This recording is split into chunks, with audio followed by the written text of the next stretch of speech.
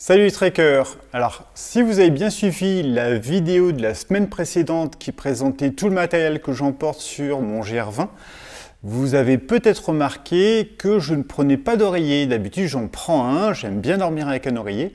D'habitude, je pars avec cet oreiller.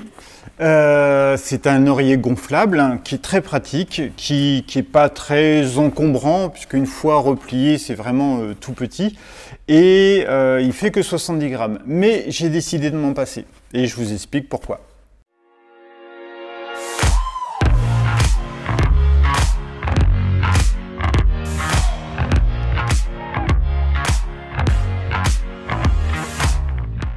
Alors, comme vous le voyez, l'oreiller gonflable que j'ai acheté, alors ça, c'est un oreiller de chez Aldi, Lidl, Action.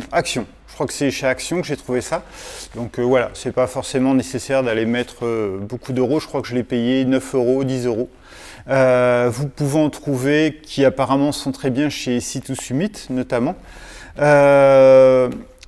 m'a servi assez longtemps, j'en suis plutôt satisfait. Je ne vais pas le prendre, pas à cause de son encombrement, parce que vous voyez que c'est voilà, c'est vraiment très petit. Et encore une fois, j'ai un sac de 60 litres et c'est pas la fin du monde. Je peux facilement le mettre dedans. Je ne le prends pas à cause de son poids, parce qu'il fait 70 grammes et c'est vraiment pas la fin du monde. Je ne le prends pas à cause de voilà, du fait que, alors c'est vrai qu'il faut le gonfler. Il faut le gonfler, c'est un désastre. Non, je blague parce que souvent je vois des gens qui disent « Ah non, moi je prends un sac parce que comme ça je suis pas obligé de souffler dedans ou c'est long. » Voilà, vous le gonflez, ça prend. Je vais vous le faire en direct. Allez, en accéléré, on va regarder un petit peu combien de temps ça prend. Hop, voilà. Souffle. Voilà. Ça n'a pas dû prendre plus de 10 secondes. À vider, c'est quasiment aussi long. Donc voilà, c'est quand vous avez marché pendant 10 heures ou 12 heures sur une journée, je trouve pas que ce soit énorme. Mais en fait, j'ai décidé de le changer, ça va vous sembler bête, mais par confort. Parce qu'en fait, je le trouve pas méga confortable. Alors peut-être que ma solution sera pas non plus hyper confortable. Je le verrai à l'usage. J'ai déjà dormi, j'ai fait des tests. J'ai dormi déjà 3 fois avec la solution. On verra. Et la solution, bah, elle est toute simple. C'est une solution qu'on trouve déjà sur Internet. C'est simplement utiliser un sac. Donc c'est un sac que vous avez déjà. Ça peut être soit un sac de compression, ce que moi j'appelle sac de compression. En fait, c'est un dry bag. C'est un sac pour garder les produits comment dire, à l'abri de l'eau. Ça, c'est pas un sac de compression, c'est juste un sac de rangement. Vous voyez qu'il n'est pas du tout, voilà, qu'il n'est pas du tout hermétique. Ça a son importance. Ça a son importance. Je pourrais vous expliquer après pourquoi. Comment est-ce qu'on fait? Bah, en fait, c'est très très simple. Vous l'ouvrez. Vous allez y mettre. Ça, c'est le petit inconvénient. Vous allez y mettre des affaires que vous avez avec vous.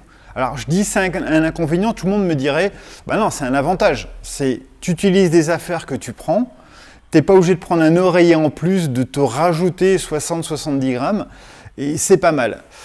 Ouais, c'est vrai que c'est pas mal. Sauf que, par exemple, sur mon tour du Mont Blanc, il y a eu, c'était tout à la fin, je crois que c'était à la Flégère, il me semble. J'ai bivouaqué à côté d'un plan d'eau et j'ai eu froid. Quand je suis arrivé, ça devait être la fatigue, un peu d'humidité ambiante et ça a été l'horreur. J'avais vraiment froid, je claquais des dents. J'ai mis une demi-heure, 1 heure à me réchauffer et pourtant j'avais ma doudoune avec moi et j'avais ma polaire avec moi. Ce qui fait que si jamais je veux dormir et que j'ai froid et que je veux dormir avec doudoune et polaire, il ne me reste pas grand chose à mettre dans ce fameux sac. D'accord? Donc ça, c'est un peu embêtant. Quoi qu'il en soit, on pourrait toujours imaginer que je vais mettre mon pantalon de marche ou des chaussettes ou je sais pas quoi. Donc bah, c'est pas compliqué, vous faites comme à la maison, vous pliez un petit peu votre linge. Sous. Voilà. Pour un peu plus d'épaisseur, je mets la polaire.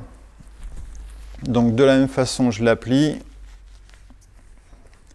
Et ensuite, simplement, tout ça, je vais aller le mettre dans mon sac dans mon sac de, j'allais dire mon sac de couchage, dans mon sac oreiller.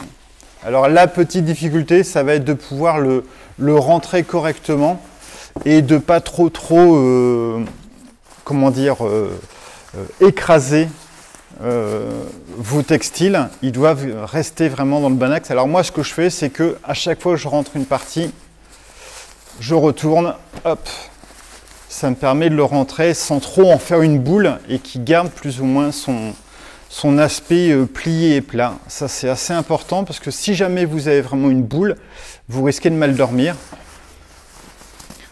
Hop, zoom, zoom, zoom. Et voilà. Et donc là, j'ai ma petite boule. Vous voyez, au niveau de la taille, c'est quasiment kiff. J'ai ma petite boule. Alors, là où j'ai un peu plus de confort, c'est parce que ça, même quand je le gonfle pas fort, il ne faut pas le gonfler à fond parce que vous avez vraiment quelque chose de rigide. Même quand je le gonfle pas fort, ça continue. Vous voyez, là, je l'écrase assez, je ne sais pas si on voit bien, je l'écrase assez facilement, mais ça finit par être, ça continue à être quelque chose d'assez dur, assez solide. J'aime pas trop ça. Il y a peut-être des abonnés qui vont adorer avoir un oreiller bien dur, bien rigide. Moi, c'est pas trop mon truc. Donc là, l'avantage, c'est voilà, c'est que vous pouvez avoir quelque chose qui est quand même beaucoup plus mou et qui a, il n'y a pas tous ces petits boudins et tout, et c'est déjà un peu plus confortable. Pour avoir une meilleure sensation, généralement, ce qu'on fait, c'est qu'on vient mettre un autre produit qu'on a. Encore une fois, il ne s'agit pas d'en avoir besoin pendant la nuit parce qu'il fait un peu froid, et soit vous le mettez en tour de cou, soit le tour de cou, vous pouvez le mettre en bonnet, vous savez. Et c'est vrai que parfois, quand il fait froid, couvrir un petit peu le haut de son crâne, ça peut être sympa. Si vous n'en avez pas un besoin vital, dans ce cas-là, vous pouvez améliorer un petit peu le confort en mettant justement ce petit, voilà, ce tour de cou, vous le mettez, et là, dans ce cas-là, vous allez avoir un oreiller qui va être beaucoup plus confortable. Alors encore une fois, moi je connaissais la technique, je l'avais vu en vidéo. Je vous dis toujours qu'il faut expérimenter avant de partir. Et donc j'ai expérimenté, j'ai essayé de dormir 3 nuits avec. Alors ça ne vaut pas un oreiller, hein. La première nuit, je vous avoue que je suis resté un quart d'heure, 20 minutes avec ça, et tout compte fait, je l'ai dégagé, j'ai repris mon oreiller. Je l'ai réutilisé plusieurs fois, donc ça c'est pas mal. Par contre, il y a un inconvénient. Il y a un truc que j'aime pas, en plus du fait d'utiliser des affaires dont j'aurais peut-être besoin, c'est ça fait un bruit un peu pas top. Et en pleine nuit, je me suis dit, mais Pierre, t'es vraiment, un mot qu'on peut pas dire sur YouTube, t'es vraiment, et je me suis dit, mais en fait, il te sert à quoi ton sac? Alors, le sac de non-compression, je ne prends pas un sac de compression, je ne prends pas un dry bag parce que généralement, c'est des sacs où l'air ne sort pas et j'ai pas envie de me retrouver dans le même système que là, avoir un truc avec de l'air et que voilà, ce soit très rigide. Moi, j'ai envie d'avoir quelque chose de très plat et d'ailleurs, même pendant la nuit, parfois, je l'aplatissais énormément pour avoir quelque chose le plus, alors pas le plus plat possible, mais la hauteur qui me plaisait. Et d'un coup, je me suis dit en pleine nuit, mais en fait, tu n'es pas obligé d'avoir ton petit sac, il ne te sert à rien. Et donc, ce que j'ai fait, j'ai enlevé, en pleine nuit, j'ai enlevé mes affaires. Hop. Donc, c'est le même système qu'avec le sac, mais simplement, j'ai mis uniquement mon tour de cou. Alors là, je ne sais pas si je vais bien le faire du premier coup, parce que forcément, je le fais vite fait. Hop, si ça va. Il faut encore une fois essayer de garder au maximum l'aspect carré du pliage de vêtements pour avoir la surface la plus longue, la plus plane. Voilà, je vais un peu le modeler. Et voilà, et là j'ai à nouveau mon oreiller. Et ça va un peu mieux au niveau du bruit. En tout cas, j'ai pas ça tout de suite. Donc ça, c'est plus intéressant. Le summum du summum, ce qui fait le plus de bruit, c'est la doudoune. Le summum du summum, encore une fois, c'est un truc à améliorer. C'est de ne pas mettre doudoune et polaire. Mais moi, ce que je vous conseille, c'était la 3e nuit, c'est de, je ne vais pas le faire parce que sinon la vidéo va encore durer longtemps, c'est de mettre la doudoune à l'intérieur et de mettre votre polaire tout autour. Et en fait, déjà, vous allez avoir, je ne sais pas si ça s'entend là maintenant, quand j'y touche, il y a beaucoup moins, on entend encore un peu le bruit, mais il y a beaucoup moins de bruit un peu plastique. Et forcément ça donne un couchage beaucoup plus agréable parce que l'oreiller est de meilleure qualité. Voilà, dites-moi ce que vous en pensez, comme d'habitude. Est-ce que vous utilisez systématiquement un oreiller? Je doute que ce soit le même oreiller que moi chez Action, vous avez dû l'acheter sur Situs Summit ou autre part. Est-ce que vous avez déjà utilisé cette technique? Est-ce que vous utilisez la technique avec le sac ou directement avec le tour de cou? Voilà, je vous attends en commentaire.